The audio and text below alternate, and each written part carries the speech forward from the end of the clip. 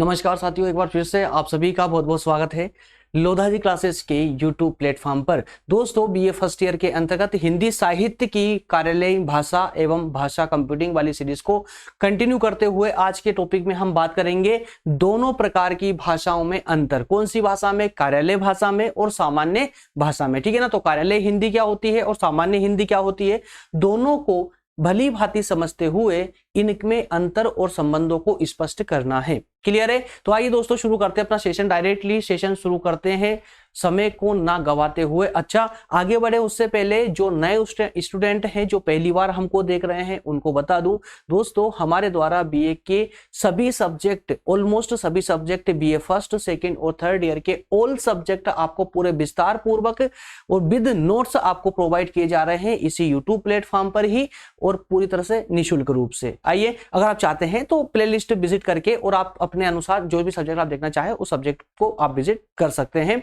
इसके अलावा अगर आप हमारे साथ कंटिन्यू जुड़कर स्टडी करना चाहते हैं तो आप टेलीग्राम या व्हाट्सएप ग्रुप को भी ज्वाइन कर सकते हैं। आइए शुरू करते हैं दोस्तों।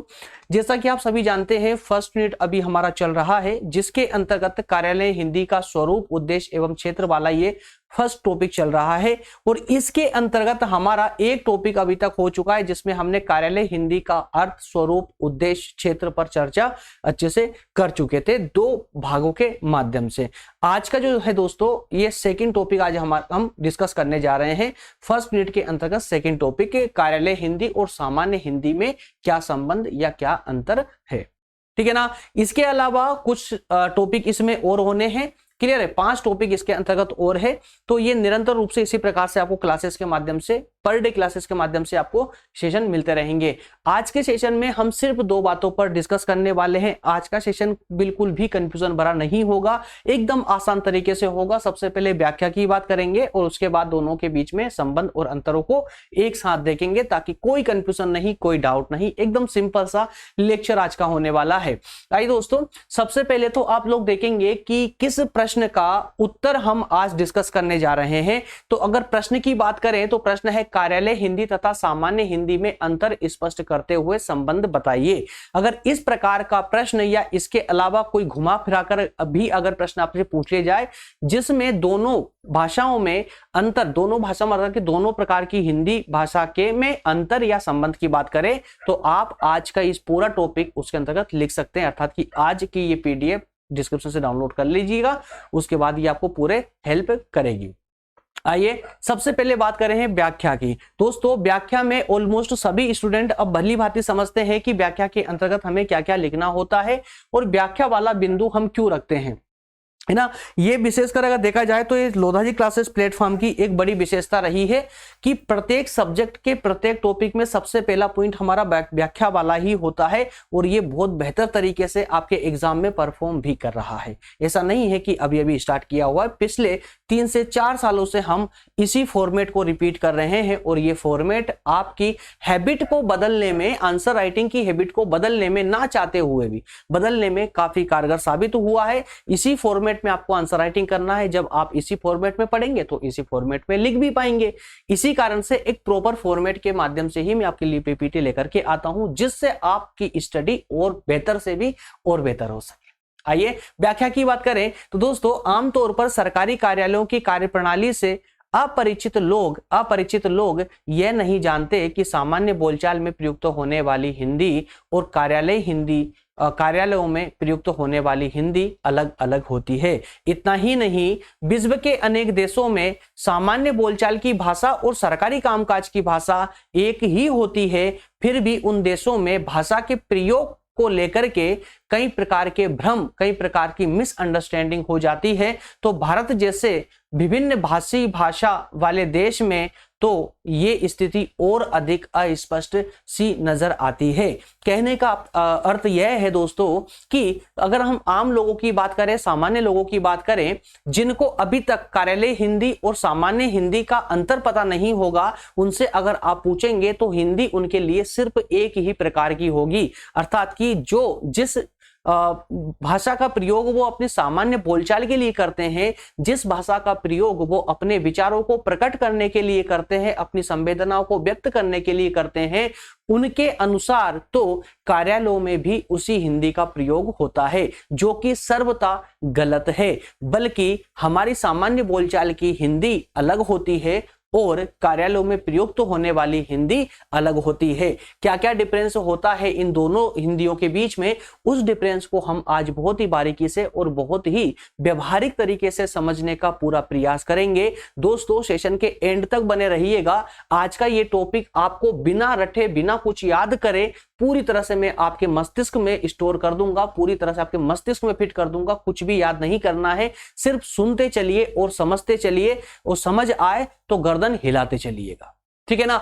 आइए शुरू करते हैं। दोस्तों, आप सभी जानते हैं, अगर आपने संविधान का थोड़ा बहुत भी अध्ययन किया होगा, तो भारत के संविधान की अनुसूची 8 में कुछ भाषाओं का वर्णन किया गया था। अगर मूल भाषाओं की बात करें, मूल संविधान की बात करें, तो 14 मूल संविधान में 14 भाषाओं का वर्णन किया गया था। लेकिन आगे चल के अपडेट होकर के अब 22 भाषाएं जो है संविधान द्वारा उल्लेखित की गई है, अर्थात कि भारत में बोली जाने वाली ऐसी 22 भाषाओं को संवैधानिक स्थिति प्राप्त हो चुकी है। इसका मतलब क्या हुआ कि वो सभी जो 22 भाषा हैं भारत में बोले जाने वाली, वो सभी 22 भाषाएं ही जो है राष्ट्रभाषा का रूप ले चुकी है। तो राष्ट्रीय भाषाओं का स्थान इनको दिया गया है संविधान के द्वारा, इसलिए संवैधानिक रूप से भारत की एक राष्ट्रभाषा नहीं है, बल्कि 22 राष्ट्रभाषाएं है। कितनी? 22 राष्ट्रभाषा, राज्य भाषा का नहीं बोल रहा हूं, राष्ट्रभाषा है। ठीक है ना। इसलिए आम समाज में बोले जाने वाली हिंदी और कार्यालय में बोली जाने वाली हिंदी में भिन्नता का ज्ञान समाज को होना परम आवश्यक है। चूंकि भारत में एक से अधिक राष्ट्रभाषाएं हैं, एक से अधिक भाषा बोलने वाले लोग हैं, इसलिए लोगों में इतनी, कम से कम इतनी समझ होना अति आवश्यक है कि सामान्य हिंदी अलग होती है और कार्यालय में बोले जाने वाली हिंदी अलग होती है। वैसे तो सामान्य हिंदी भाषा और कार्यालय में अपनी आपसी संबंध भी है। जैसे कि अगर दोनों भाषाओं की हम बात करें, सामान्य की और कार्यालय हिंदी की, तो दोनों में संबंध भी, आपसी संबंध भी है। जैसे कि भाषिक संरचना के आधार पर देख लीजिए, उन दोनों की संरचना एक ही प्रकार से हुई है। दोनों में व्याकरणिक आधार पर भी समानता देखी जा सकती है। सामान्य हिंदी और कार्यालय हिंदी में आपसी संबंध होने के बाद भी बहुत अंतर भी है।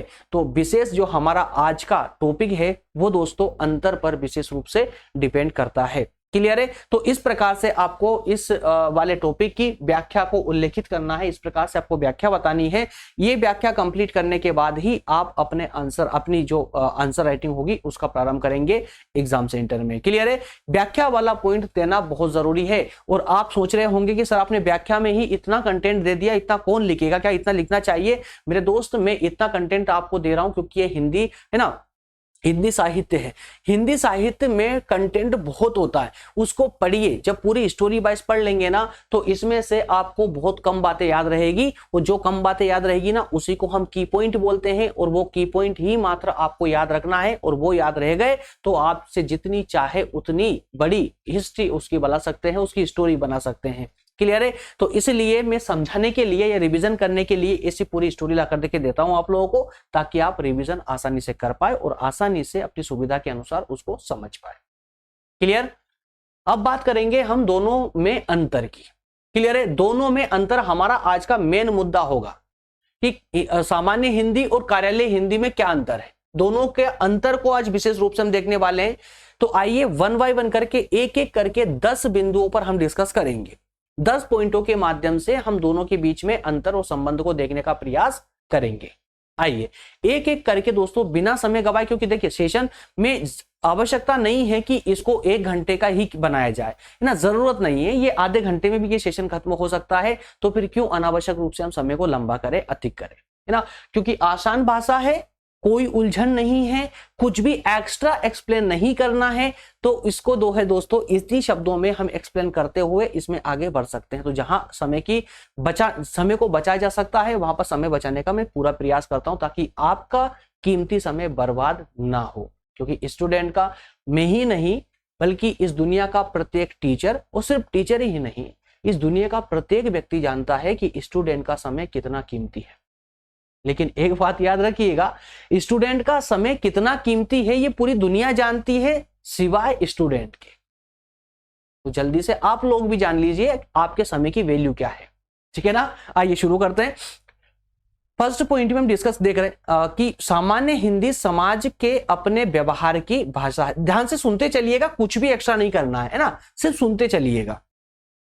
जो सामान्य हिंदी है, अब चूंकि हम सामान्य हिंदी और कार्यालय हिंदी दोनों की बात कर रहे हैं, एक बार और यार इसको व्यवहारिक रूप से सुन लीजिएगा। देखिए किस किस का अंतर देखने वाले, कुछ स्टूडेंट हैं जो थोड़े से मासूम है, जिनको नहीं पल्ले पड़ता जाता, इसलिए थोड़ा सा और बेसिक बिल्कुल जीरो से मैं इस कहानी को स्टार्ट करूंगा। दोस्तों हम यहाँ पर दो प्रकार की हिंदी पर डिस्कस करने वाले हैं, दो प्रकार की हिंदी में अंतर निकालने वाले हैं, है ना, अंतर करने वाले हैं। दो प्रकार की कौन कौन सी हिंदी है, एक हिंदी है सामान्य हिंदी और एक है कार्यालय हिंदी, ठीक है ना। तो सामान्य हिंदी कौन सी हिंदी है, ये सामान्य हिंदी वो है जिसमें मैं आपको बोल रहा हूं, समझा रहा हूं, जिसमें आप अपने परिवार में, अपने आस पड़ोस में, अपने बाजार में, अपने मोहल्ले में, अपने स्कूल कॉलेज में जो है बातचीत करते हैं, है ना, अपने संबंधियों, जिस किसी से भी मिलने वालों से जो आप बातचीत करते हो, अपने विचार रखते हो, अपनी बातचीत करते हो, वो भाषा सामान्य हिंदी है। क्लियर।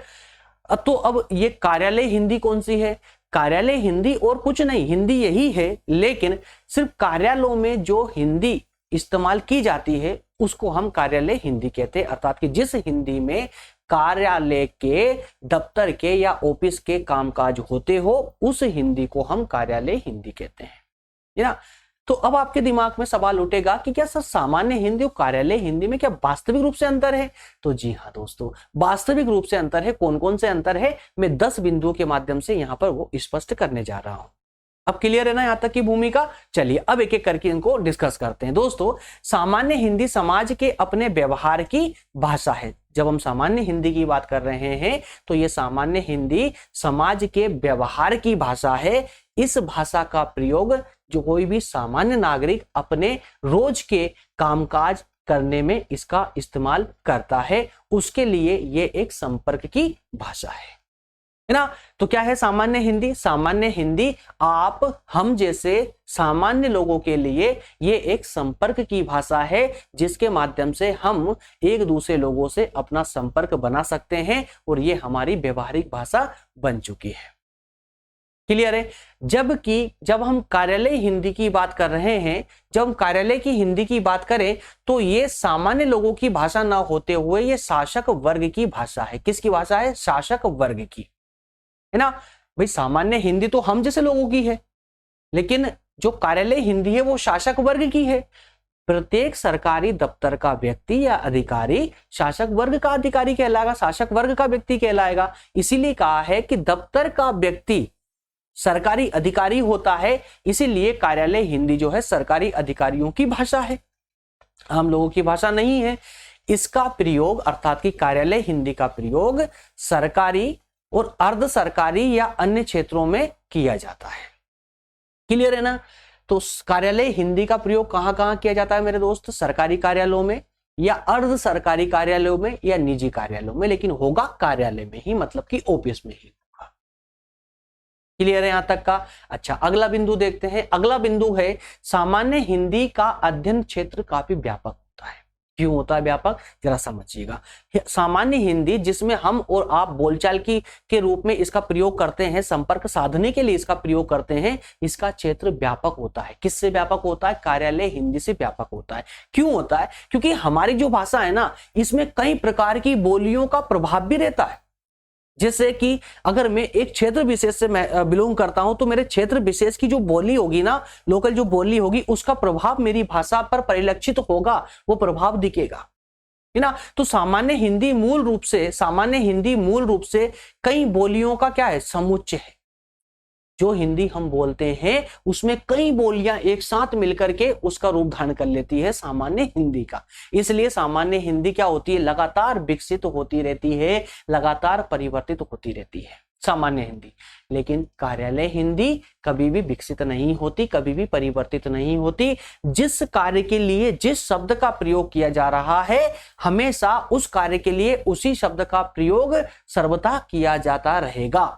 ठीक है ना, तो लगातार विकसित होते। लेकिन कार्यालय हिंदी कार्यव्रत की अपनी एक विशिष्ट भाषा होती है, इसलिए इसमें परिवर्तन संभव नहीं होता। कार्यव्रत मतलब कि उस डिपार्टमेंट विशेष, उस जो विभाग होता है सरकारी कार्यालय का, उस विभाग से संबंधित विशेष उसकी भाषा होती है, उस विभाग के सभी कामकाज उसी भाषा में किए जाते हैं, तो उसका एक क्षेत्र सीमित होता है, कार्यव्रत होता है।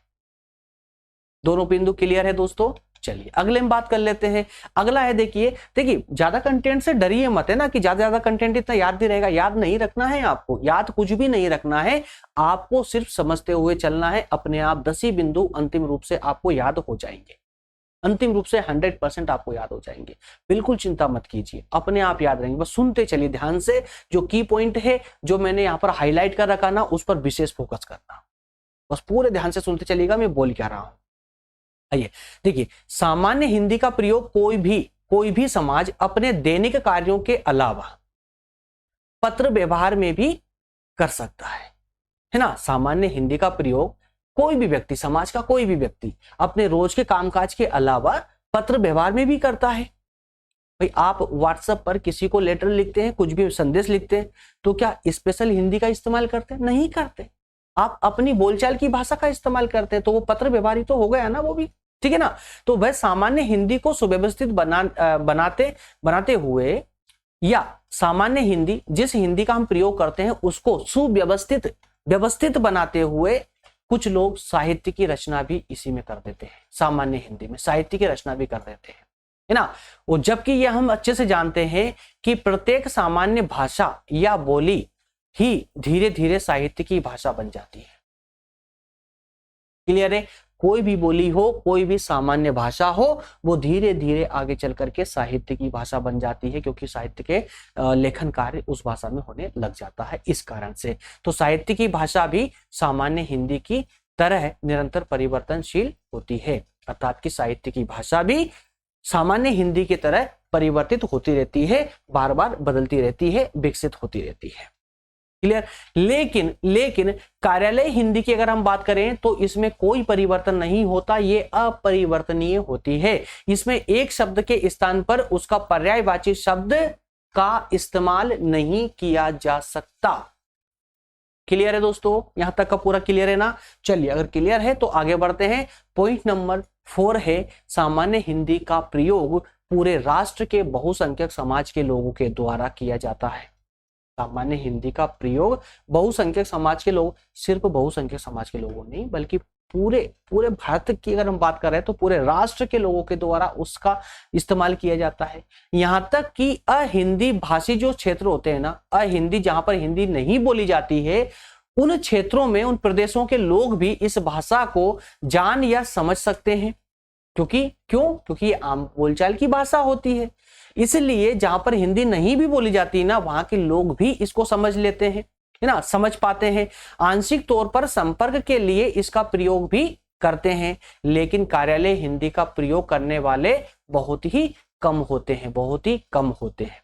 कार्यालय की कार्य प्रणाली के अनुसार उसके प्रयोक्ता अर्थात प्रयोग करने वाले किसी भी क्षेत्र से हो, कार्यालय हिंदी का ही प्रयोग करना पड़ता है। अर्थात ये कि कार्यालय में काम करने वाला व्यक्ति चाहे कहीं से भी आ रहा हो, किसी भी क्षेत्र से बिलोंग करता हो, उसकी कोई सी भी भाषा हो, लेकिन उसको प्रयोग कार्यालय में जिस भाषा का प्रयोग करना है वो कार्यालय हिंदी ही होगी। क्लियर है? उन सभी को एक जैसे भाषा का ही प्रयोग करना होगा कार्यालय के अंतर्गत।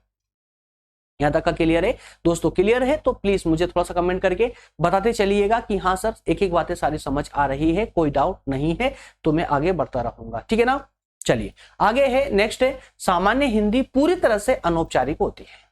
देखिए ये कीवर्ड याद रखना मात्र आपको, है ना, ये पूरी लंबी लंबी स्टोरी याद नहीं रखनी है, सिर्फ आपको कीवर्ड याद रखना है। ठीक है ना? क्या कहा गया है पॉइंट नंबर 5 में कि जो सामान्य हिंदी होती है वो अनौपचारिक होती है। अनौपचारिक होती है, कोई रूल नहीं होते इसके, कोई नियम नहीं होते, जैसे आपको बोलना वैसे हो। समझ पा रहे हैं ना? सामान्य हिंदी जैसे आपकी इच्छा वैसे बोलिए, है ना, इसका कोई रूल नहीं होता है, इसलिए कहा गया कि ये एक अनौपचारिक होती है। तो इसका उल्टा कर दीजिए, कार्यालय हिंदी कैसी होती है? औपचारिक होती है भाई, है ना, औपचारिक होती है, परिभाषिक होती है, उसको दुनिया के किसी भी कोने में परिभाषित किया जा सकता है, परिभाषित किया जा सकता है। देखिए, तो सामान्य हिंदी पूरी तरह से अनौपचारिक होती है, उस पर अन्य भाषा और बोलियों का प्रभाव सहज रूप से मतलब आसानी से देखा जा सकता है, इसीलिए थोड़ी थोड़ी दूरी पर सामान्य हिंदी में परिवर्तन भी आप देख सकते हैं। हर 10-20 किलोमीटर के बाद में आपको भारत के अंदर 10-20 किलोमीटर के बाद ही जो है आपको उनकी सामान्य बोलचाल की जो हिंदी की भाषा है उसमें कहीं ना कहीं थोड़ा बहुत परिवर्तन देखने को मिल ही जाता है। लेकिन कार्यालय हिंदी की जब हम बात करते हैं तो ये पूरी तरह से औपचारिक होती है, ना कि अनौपचारिक, है ना। तो इस हिंदी का प्रयोग कार्यालय में विभिन्न विषयों की सूचना पहुंचाना होता है। तो कार्यालय से संबंधित जो विषय हैं, कार्यालय के जो विषय हैं, उन विषयों से संबंधित सूचना को पहुंचाना होता है। वह भाषा की संरचनाओं के भीतर ही रहकर ही कार्य करती है, अर्थात कि उस भाषा के जो रूल्स एंड रेगुलेशन है उनके अंदर ही रहकर के वो कार्य करती है, अपने कार्यव्रत से बाहर नहीं निकल सकती। क्लियर? नेक्स्ट है सामान्य हिंदी में आम नागरिक अपने मुहावरों का प्रयोग भी कर लेते हैं, है ना। आपने यूट्यूब पर ही देखा होगा, कुछ मास्टरों को पढ़ाते पढ़ाते डायलॉगबाजी कर देते हैं, है ना। तो वो मुहावरों का प्रयोग, लोकोक्तियों का प्रयोग, व्यंजनात्मक शब्दों का प्रयोग, व्यंग्यात्मक शब्दों का प्रयोग, तो जिस प्रकार के भी प्रयोगों उनको उचित लगते हैं बोलते वक्त उन प्रयोगों का प्रयोग कर देते हैं। समझ पा रहे हैं ना? आम नागरिक इस सामान्य हिंदी के अंतर्गत अपनी प्रत्येक भावना को अभिव्यक्त करते रहते हैं और कर देते हैं, लेकिन कार्यालय हिंदी में इस प्रकार की हरकतें बिल्कुल भी वर्जित नहीं है, बिल्कुल भी वर्जित नहीं है, बिल्कुल भी लागू नहीं है। किस प्रकार की हरकतें? मुहावरे, लोकोक्तियां, व्यंजनात्मक, व्यंग्यात्मक, इस प्रकार के कोई वाक्यों का प्रयोग नहीं किया जा सकता। ठीक है ना। चलिए अगला है, नेक्स्ट पॉइंट है आपका कि सामान्य हिंदी का प्रयोग संवेदनाओं की अभिव्यक्ति के लिए किया जाता है। किसके लिए? संवेदनाओं की अभिव्यक्ति के लिए किया जाता है। इसमें समाज अपने जो विचार होते हैं, जो राग द्वेष होते हैं, आक्रोश होता है, गुस्सा होता है, राष्ट्र प्रेम होता है, विद्रोह होता है, ये सारी अभिव्यक्तियां प्रकट करता है। किसमें? आम भाषा में, अर्थात कि सामान्य हिंदी में, है ना। और सामान्य तरीके से कि सामान्य हिंदी में ही जनता या लोग, समाज के विभिन्न सभी लोग अपनी अभिव्यक्तियां प्रकट करते हैं। अभिव्यक्तियां किस प्रकार की? राग द्वेष हो सकता है, गुस्सा हो सकता है, आक्रोश हो सकता है, राष्ट्र प्रेम, विद्रोह, ये सारी अभिव्यक्तियां वो प्रकट करते हैं। लेकिन कार्यालय हिंदी का संबंध समाज की संवेदनाओं से, समाज की विचारों से नहीं होता है, बल्कि इसका संबंध एकमात्र शासन की कार्यप्रणाली मात्र से होता है, शासन की कार्यप्रणाली मात्र से होता है। ठीक है ना। चलिए अगला है, सामान्य हिंदी में राष्ट्र के लोगों की सांस्कृतिक, धार्मिक, राजनीतिक चेतना विद्यमान रहती है। क्या कहा गया है? सामान्य हिंदी में राष्ट्र के लोगों की सांस्कृतिक, धार्मिक और राजनीतिक चेतना विद्यमान रहती है। तो सामान्य हिंदी जो है, इसमें उस देश में निवास करने वाले प्रत्येक व्यक्ति की अपनी सांस्कृतिक भावनाएं समाहित होती है, अपनी धार्मिक भावनाएं होती है, अपनी राजनीतिक भावनाएं होती है। क्लियर है? तो वह अर्थात कि सामान्य हिंदी भारत राष्ट्र की आत्मा की प्रतिध्वनि है, आत्मा की प्रतिध्वनि है। क्यों? क्योंकि इसी सामान्य हिंदी में ही जो है जनता अपने विचारों को प्रकट करती है। लेकिन कार्यालय हिंदी में प्रशासन, विधि और संवैधानिक विधाओं का विवेचन मात्र किया जाता है, अर्थात कि वहां पर इस प्रकार के कोई कार्य नहीं होते हैं, कोई भावनाएं विद्यमान नहीं होती है। वहां सिर्फ और सिर्फ कार्यालय के कामकाज से संबंधित ही शब्दावली आपको देखने को मिलती है। और उसी प्रकार से अगला बिंदु होगा हमारा भाषिक संरचना की दृष्टि से। भाषिक संरचना की दृष्टि से, भाषा की दृष्टि से अगर देखें, भाषा की बुनावट के आधार पर अगर हम देखें दोस्तों, तो सामान्य हिंदी कृतवाच्य प्रकृति की होती है। कृतवाच्य का मतलब होता है, कृतवाच्य का मतलब समझ लीजिए, कृतवाच्य का मतलब होता है जिसमें कर्ता को प्रधानता दी गई हो, कर्ता को, है ना, कर्ता को प्रधानता दी गई हो, वो वहीं कार्यालय हिंदी कर्मवाच्य प्रदान होती है। कर्मवाच्य प्रदान होती है मतलब यहां पर कर्ता अर्थात कि व्यक्ति का कोई महत्व नहीं है, कार्यालय हिंदी में सिर्फ और सिर्फ काम का महत्व है, इसलिए कहा गया है कर्मवाच्य अर्थात कि कर्म को महत्व दिया गया है। कर्म प्रधान कार्यालय हिंदी कर्म प्रधान होती है, जबकि सामान्य हिंदी कृत अर्थात कर्ता प्रधान होती है। क्लियर है? तो सामान्य बोलचाल में व्यक्ति को महत्व दिया जाता है, लेकिन कार्यालय में काम को महत्व दिया जाता है, व्यक्ति को नहीं। आई होप क्लियर हो पा रहा है दोस्तों, क्लियर हो रहा है ना। नेक्स्ट एंड लास्ट पॉइंट है आपका कि सामान्य हिंदी और कार्यालय हिंदी में एक विशेष अंतर होता है उसकी शब्दावली का। किसका? शब्दावली का, है ना। जहां कार्यालय हिंदी में परिभाषिक शब्दों का प्रयोग, परिभाषिक शब्द मतलब जिनकी को लेकर परिभाषा पूरे विश्व में कहीं पर भी दी जा सकती हो, है ना, तो कार्यालय हिंदी में परिभाषिक शब्दों का प्रयोग किया जाता है, वही सामान्य हिंदी में इनका प्रयोग संभव नहीं है। प्रत्येक की काम परिभाषिक शब्दों का प्रयोग करें आम बोलचाल में संभव नहीं है। क्लियर? तो अंतिम रूप से कहा जा सकता है कि सामान्य हिंदी में आम समाज की भावनात्मकता, संवेदनाएं ये अभिव्यक्त होकर के आती है, इसलिए वह निरंतर समय के अनुसार और क्षेत्र के अनुसार बदलती रहती है। लेकिन या जबकि कार्यालय हिंदी यांत्रिक होती है, यांत्रिक मतलब मशीन की तरह होती है ना, एक मशीन की तरह होती है, एक रोबोट की तरह, उसमें कोई परिवर्तन नहीं हो सकता और उसका एक सुनिश्चित प्रारूप होता है, जैसे एक मशीन का प्रारूप होता है, उसमें कार्यालय की अभिव्यक्तियां प्रस्तुत की जाती है, कार्यालय के कार्य मात्र प्रस्तुत किए जा सकते हैं, इसके अलावा कोई भावनाओं का स्थान इसमें नहीं होता है। क्लियर दोस्तों?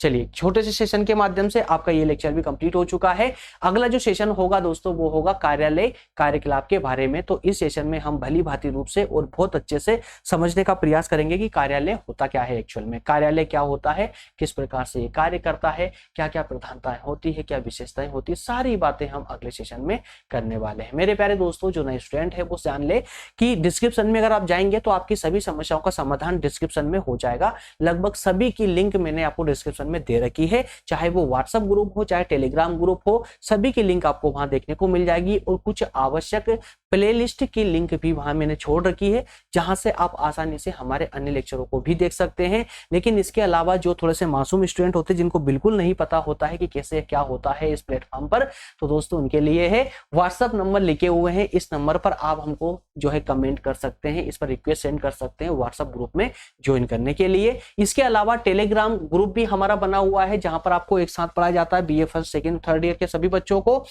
लोधा जी क्लासेस नाम से टेलीग्राम पर ग्रुप है, टेलीग्राम पर टाइप करेंगे आप लोधा जी क्लासेस, वहां पर आपको ग्रुप देखने को मिल जाएगा, उसको आसानी से आप ज्वाइन कर सकते हैं। इन सब के अलावा इंस्टाग्राम, फेसबुक या ट्विटर पर भी आप हमें फॉलो कर सकते हैं। मिलेंगे अगले सेशन में दोस्तों, बहुत जल्दी मिलेंगे। हालांकि कंटिन्यू ही चल रहा है सेशन, अब कोई भी सेशन जो है होल्ड नहीं हो रहा है, सारे सेशन कंटिन्यू ही चल रहे हैं और कंटिन्यू ही रहेंगे आपके एग्जाम तक पूरी तरह से। जिस बैच का मैंने अनाउंस किया आप लोगों के लिए 23 से 27 के लिए, उस बैच को मैं एग्जाम से पहले कंप्लीट आपको लिए करवा दूंगा। चलिए मिलेंगे अगले सेशन दोस्तों, तब तक आप सभी का बहुत बहुत धन्यवाद। Thank you.